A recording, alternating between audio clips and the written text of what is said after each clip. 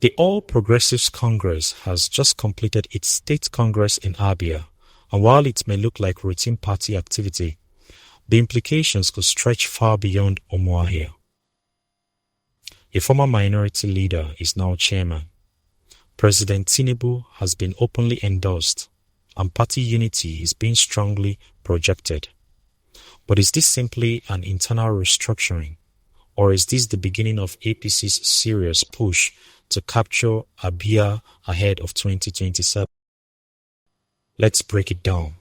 The All Progressives Congress in Abia State has elected a new state executive during its congress held in Umuahia. Mr. Chukwu, a former minority leader of the Abia State House of Assembly, emerged as the new state's chairman. Chidi Avaja was returned as secretary, while other positions were filled through what party leaders described as a consensus-driven and rancor-free process. Former member of the State Assembly, Emeka Okorafo, emerged as state organizing secretary. Uche Agoro became publicity secretary.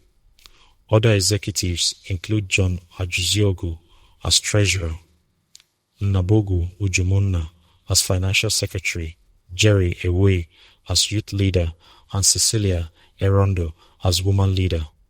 The chairman of the Congress Committee, Emmanuel Goa, praised party members for maintaining unity and transparency throughout the process. The newly elected executives were immediately inaugurated. This follows earlier directives from the APC national chairman, Nentawe Iluwata, ordering the swearing-in of elected ward, local government, and state executives nationwide.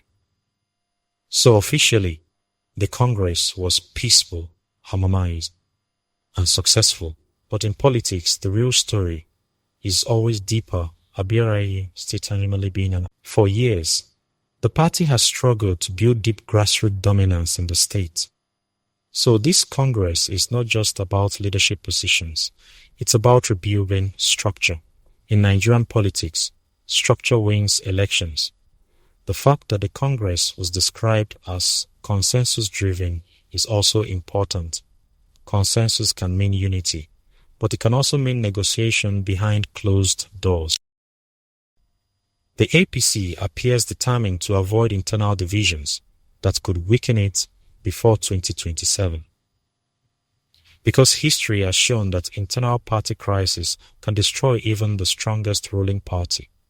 So this Congress sends a message. APC wants stability in Abia. One of the strongest political signals from the event came from Deputy Speaker of the House of Representatives, Benjamin Kalu.